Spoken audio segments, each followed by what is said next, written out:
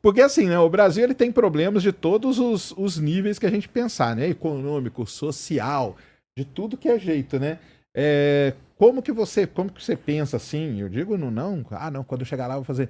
Mas como que faz para estruturar porque também tem uma coisa, cara, que eu acho que falta no Brasil muito. É um negócio chamado planejamento estratégico.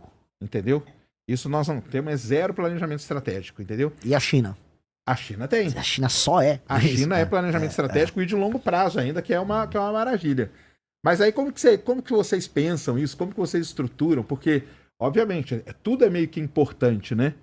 Então, assim, como que vocês priorizam? Como que vocês estão pensando toda essa. Porque é muito problema, cara. Tem problema na educação, tem problema na economia, tem problema na reforma tributária, reforma administrativa. Aí tem problema de riquezas, não só da terras raras, mas do próprio petróleo e tudo, Energia. entendeu? Energia. Então, como que vocês ou priorizam isso, ou como que vocês tentam bolar esse planejamento aí? Ou seja, essa é a pergunta de $1 trilhão, né? Porque, como é que eu coloco... A gente, quando estruturou o Livro Amarelo, a gente tentou tornar, vamos dizer, a série de pastas que um presidente teria, os ministérios, num todo coerente. As coisas têm que conversar entre si. Então, o seu planejamento para educação tem que ter a ver também com o seu planejamento sobre desenvolvimento econômico, novas tecnologias. Assim como a parte de segurança pública tem tudo a ver com habitação. A parte de desenvolvimento regional tem tudo a ver com reforma política. E para a gente conseguir estruturar, e hoje eu ir nas entrevistas e explicar, ok, nós temos um plano, demorou, e mesmo assim, pô, eu faço lives diariamente, converso com pessoas que manjam dos assuntos que importam em termos de economia, e mesmo assim, você estruturar um todo coerente é muito difícil. E eu acho que hoje a gente tem um caminho. O caminho que eu digo é entender o que é, onde eu quero chegar e de onde eu tenho que começar. Onde eu tenho que chegar eu sempre olho assim, perspectiva, daqui 30 anos, qual é o Brasil que eu quero ter? Eu quero um Brasil que seja, em 30 anos, uma das 5 nações mais importantes do mundo. Isso não significa ser um dos 5 PIBs maiores PIBs do mundo, tampouco significa ser uma das 5 nações com maiores forças armadas do mundo, mas uma das 5 nações mais relevantes do mundo, que pode sentar na mesa para discutir os temas que importam no mundo. E aí, se eu fizer partindo dessa premissa, daqui 30 anos, ser o top 5, o que eu tenho que fazer para chegar até lá? Eu acho que a discussão começa aí. E aí, quando a gente olha o tamanho do problema, a gente fala, ok, se por um lado há uns atalhos no caminho e elementos que ajudam a gente a acelerar e tirar o gap em algumas áreas, eu acho que a discussão sobre terras raras nos leva para isso, ela é um acelerador do nosso atraso, ela tira do nosso atraso e pode encaminhar a gente em algumas áreas. Por outros, a gente tem temas que são, assim, do século XIX. Especialmente a questão política a nossa política é uma política do século XIX mesmo, uma política patrimonialista pós-feudal, vamos colocar assim, é um coronelismo com características pré-modernas. Mas como eu estruturo isso? Primeiro você tem que entender, eu preciso criar um vínculo e um ato quase fundacional com o povo do país que eu vivo, com um tema que é central, que vai unir do rico ao pobre, da pessoa do norte ao sul, do branco ao negro. E esse tema é segurança pública. O tema é segurança pública. O assalto no Brasil, ele é muito democrático. Todo mundo já foi assaltado, de todas as classes sociais.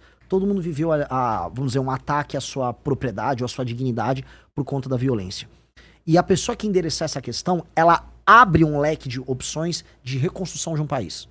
E uma coisa puxa a outra. Então, eu não consigo resolver, por exemplo, os maiores problemas que envolvem IDH no Brasil, que estão nas cidades mais pobres do país e nas periferias, se eu não tiver acesso a esses lugares.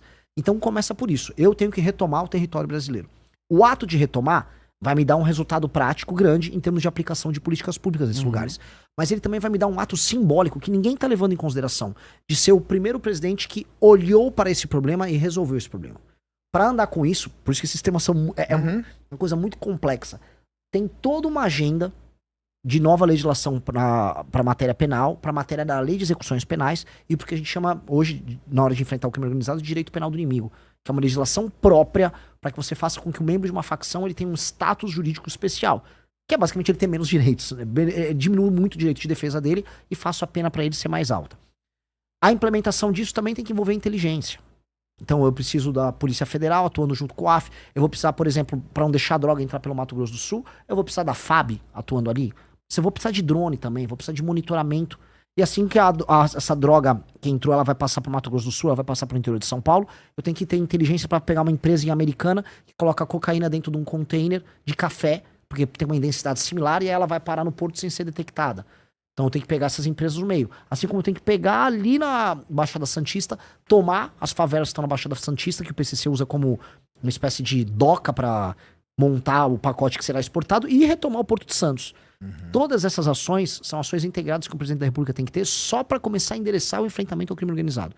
E isso vai me abrir uma série de possibilidades em termos de popularidade, para enquanto presidente da República eu responder às outras reformas que vão precisar ser feitas já com uma legitimidade. Então o presidente precisa entregar coisas e entregar aí, para falar, vamos dizer, de maneira prática de uma outra área, a outra coisa mais premente, que é também urgente, que é uma reforma fiscal para ontem, que é as contas públicas no Brasil estão estourando, a relação dívida-PIB, ela está subindo, a gente está indo para uma questão de insolvência e incapacidade de renegociar as próprias dívidas, dado que essa relação dívida-PIB está estourando, e alguém vai precisar fazer uma reforma fiscal focada em despesa colossal. Seremos nós a fazer isso.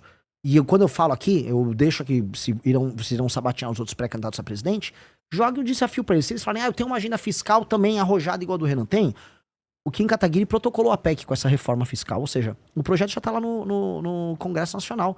Pede para eles endossarem, coletar a assinatura pelos partidos deles, porque nós precisamos e é essa PEC faz as desindexações, desvinculações, mexe com os privilégios, mexe também com renúncias fiscais zilhardárias que existem para inúmeros setores no Brasil. E aí a gente anda com a questão econômica que vai me permitir reduzir os juros.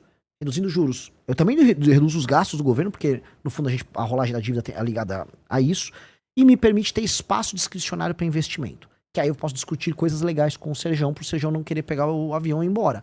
E no fundo é isso. Um país que não tem capacidade de investir é um país que não tem capacidade de imaginar e sonhar coisas diferentes. Então que adianta falar, eu vou fazer foguete, tá? Tem dinheiro para fazer uma estrada ligando Alcântara com seus quilombolas a algum lugar? Não tem. Não tem dinheiro para nada. Não há. E o pouco que tem ainda é emenda de deputado que gasta com besteira, para colocar aqui. Então, essas duas coisas, segurança pública e uma reforma fiscal, vão me permitir ter um colchão de credibilidade e entrada de dólares no Brasil e uma calmaria do ponto de vista econômico, enquanto eu retomo uma dignidade para nós. Isso é base. Isso seria, vamos dizer, a base que eu preciso para começar. Você acha que seria o quê? Tipo, no planejamento de vocês é o quê? Os 2 primeiros anos? É o quê? Quanto tempo vocês? Não, a reforma fiscal eu preciso fazer antes de eu assumir, na transição. Entendi. Existe todo o presidente, ele passa uma PEC de transição. O Lula passou. Eu preciso passar a PEC que o Kim protocolou na transição. Entendi. Eu tenho que gastar capital político. Porque aí você já entra votando ela, é isso? Já entro com ela votada. Tá. Eu tenho que botar na transição. Então eu tenho que usar toda a credibilidade de uma vitória eleitoral para passar essa PEC fiscal. E aí, a curva, né, a expectativa de juros no Brasil ser decrescente, dinheiro entra e a gente começa a reverter a expectativa negativa na economia brasileira. E aí as pessoas começarem a imaginar, dá pra ter investimento de longo prazo aqui. E ao mesmo tempo, aí eu iniciar meu enfrentamento ao crime organizado, que vai me gerar uma legitimidade e ao mesmo tempo uma retomada dessas áreas. Isso são a base, é a base de tudo. Aí eu preciso começar. Primeira derivada da área econômica. Eu preciso ter uma reforma de competitividade. E o que é reforma de competitividade? Eu faço um primeiro ano. Eu tenho que passar uma agenda que facilite contratação, demissão, abertura e fechamento de empresas. Eu preciso endereçar os investimentos em infraestrutura, estradas de rodagens, ferrovias e energia, para começar a ter complexos econômicos mais funcionais no Brasil. Eu preciso ter marcos regulatórios, por exemplo, ligados à cobrança de dívida no Brasil, que você cobrar uma dívida no Brasil é um caos. Um banco te emprestar um dinheiro e você coloca uma garantia, uma máquina numa empresa. Para cobrar a máquina e para o banco pegar a máquina em pagamento se você não pagar, são anos. Então o banco é mais fácil cobrar um spread bancário muito alto, porque ele sabe que a capacidade de cobrança dele é baixa. A gente tem que facilitar isso. Eu odeio o banco. Dito isso, eu entendo a lógica do banco saber que ele vai tomar um calote quase sempre. Então tem que facilitar. Dê uma garantia, seja fácil de executar. A gente tem que ter maior velocidade nesses processos. Tudo isso facilita fazer negócio. E tudo isso facilita com que um gringo venha pra cá instalar uma fábrica, ou que um brasileiro tire o dinheiro dele da renda fixa, um empresário, e comece a investir em negócios aqui.